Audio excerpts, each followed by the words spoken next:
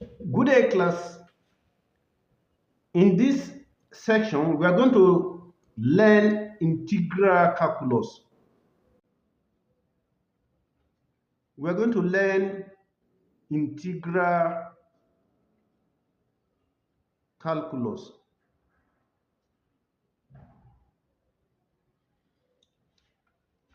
If you are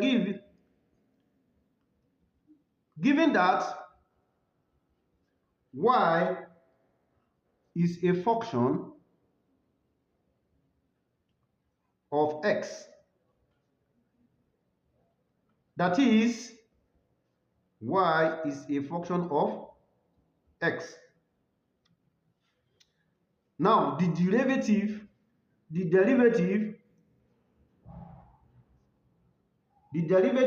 of y with respect to x is given by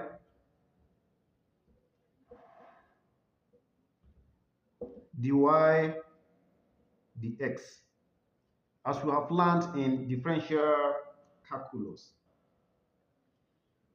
Now, how do we get this y back? Remember, we differentiate y to get dy dx, or f prime of x. How do we get our y back? We need to walk back in order to get our y back. Now, to get y back, all what we need to do is we need to integrate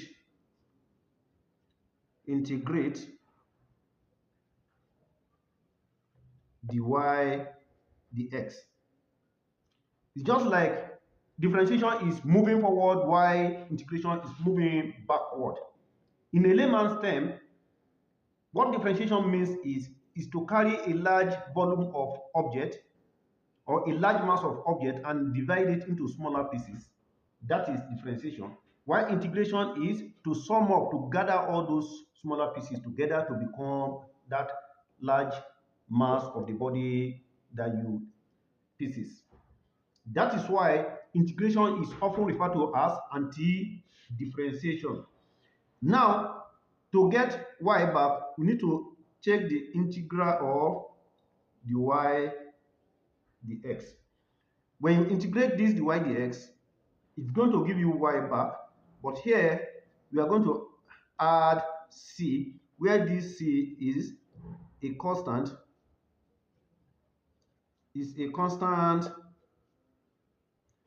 of integration.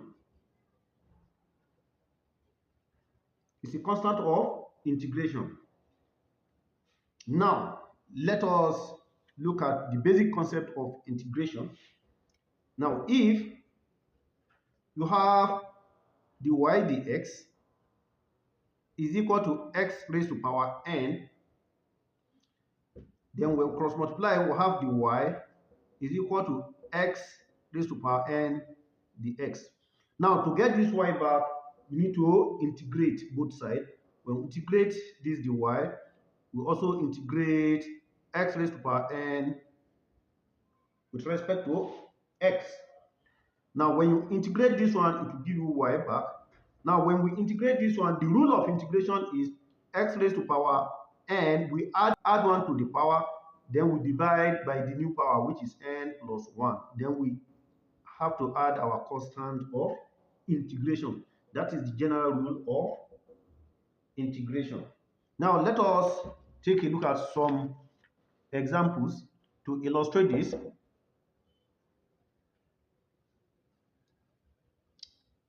Number one, let us integrate this function 2x squared plus 3x plus 8. Now we are going to integrate each individually. Now to integrate this one, this will be 2x raised to power 2. We add 1 to the power, that is the rule of integration. We divide by the new power, which is 2 plus 1. Then plus 3 x, the power here is 1 before, then we add 1 to it, divide by the new power, then plus, this is a constant. Remember, in differentiation, when we differentiate a constant, it will be 0. But when we integrate a constant, what we are doing is we attach s to it. Then we now put our constant of integration. Now let us simplify this further. We have 2 over 3 x raised to power 3 plus here 3 over 2 x raised to power 2 plus 8x plus c. This is the integration of this function. Then let us take a look at another example. Let's take a look at this example. We have integral of x minus 1 multiply x plus 2 dx. What we have to do here, you open the bracket and make it linear. X times x gives x squared, x times 2 to be 2x, minus 1 times x, minus x, minus 1 times 2 to be minus 2. Then we integrate with respect to x. Then we have integral of x squared, 2x minus x will give x, then minus 2. Now we are now set for integration. Now, just like the rule that we have used before, here, when you want to integrate x squared, add 1 to the power, it will be x raised to power 3, divide by the new power, which is 3, plus this x is raised to power 1, add 1 to the power, it will be x raised to power 2, divide by the new power, which is 2, minus, to integrate this constant, we attach x to it. This is the integration of this one. Then we add our constant of integration. Then number 2, we are given integral of 2x plus 3 multiply x plus 1 multiply x minus 2 dx. Don't be panicked. What you do is open the bracket. When you open the bracket, then you now integrate it normally. Now let's do that.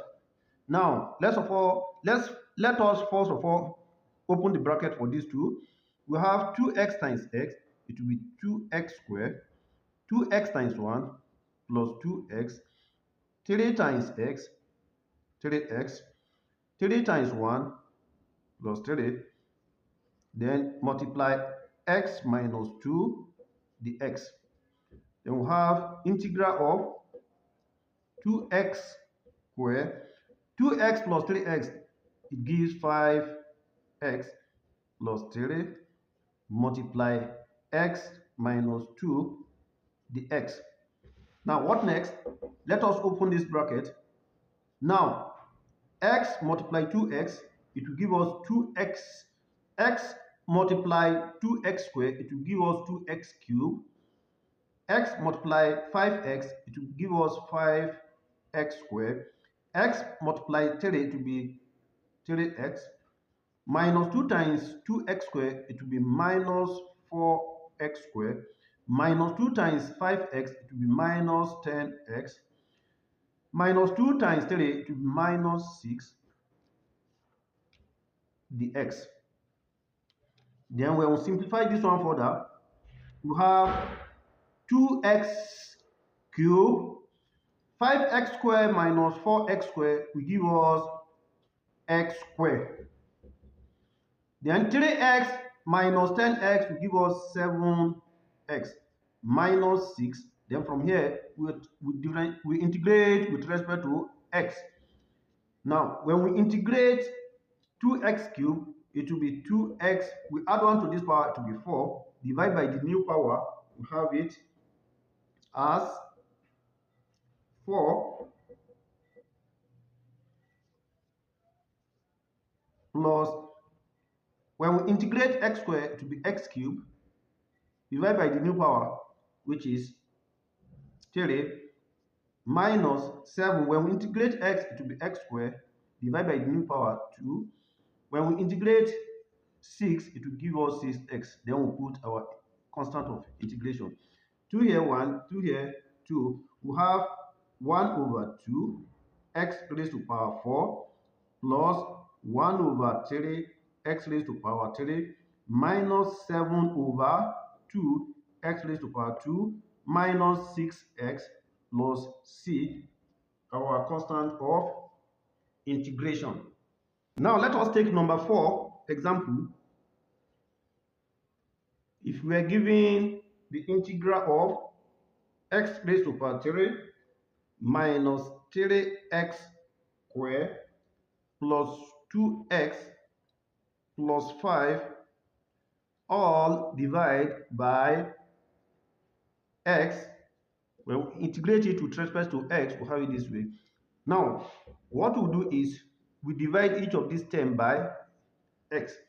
This will give us integral of x cubed over x minus 3x squared over x plus 2x over x plus 5 over x. We integrate with respect to x. Now we have integral of x cubed divided by x, we have x squared minus 3 x squared divided by x to give us x plus 2 x divided by x, they will cancel out each other. Then this one you can write it as plus 5x raised to power minus 1. Then we integrate it with respect to x. Now we are now set to integrate now. When we integrate x squared, we add 1 to the power, it will be x cubed over 3 minus 3. When we integrate x, it will be x squared over 2 plus, when we integrate 2, it will be 2x. When we integrate x raised to power minus 1, it's from among the standard integral that I'm going to give to you in the next video. So when you integrate x raised to power minus 1, that is 1 over x, it's natural log of x, which is x or log x base e. Then don't forget your constant. Now let us simplify this one very well. We have it as 1/3 of x cubed minus 3 over 2 x squared plus 2x plus 5 ln x plus say the constant of integration. Now let us take a look at standard integral forms. Standard integral form. You can have an integral in this format, integral of 1 over x dx. Now, if you have an integral of this format, then when you integrate it, it will give us natural log x. Then you add the constant. Or it's either you call it ln x plus the constant, or you write it as log base e of x, then plus the constant. Remember, ln x is named as log x base e, whichever one you feel like writing. Then another standard integral we have is, if you have integral of exponential x dx, when you integrate exponential x, it will also give you exponential x. It will not change. Then you add the constant.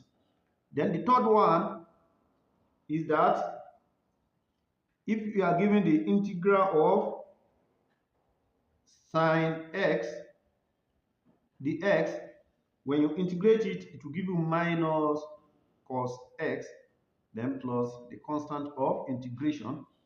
The fourth one is, if you are given the integral of cos x dx, when you integrate cos x, it will give us sine x plus the constant of integration. Then the fifth one is that if you are given integral of sec square x dx, so when you integrate this, it will give us tan x plus the constant of integration. Remember, when you differentiate tan x, it will give you sec square x. When you differentiate sin x, it will give you cos square x.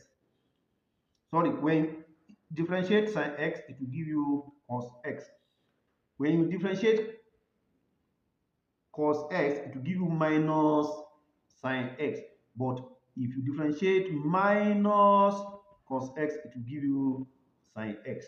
Now let's proceed. Number 6, if you are given the integral of cosec square x dx, when we integrate it, it will give us minus cot square x plus the constant of integration. Remember, when we differentiate cot square x, it will give us minus cosec square x. But when you differentiate minus cot square x, to give you cosec square x. Now the 7th one is, if you are given the integral of sec x tan x dx, when you integrate this one, it will give you sec x, then plus the constant of integration. If you could remember, when you differentiate sec x, it will give you sec x tan x. The last one we are going to consider here is the integral of cosec x cot x dx. When we integrate cosec x cot x, it will give us minus cosec x plus the constant of integration. Remember, when we integrate cosec x, it will give us minus cosec x cot x. Here, when we differentiate minus cosec x, it will give us minus cosec x cot x. Thank you very much for being patient with us. The second section of this video is coming. Make sure that we treat all what we need to know about integral calculus. Thank you very much.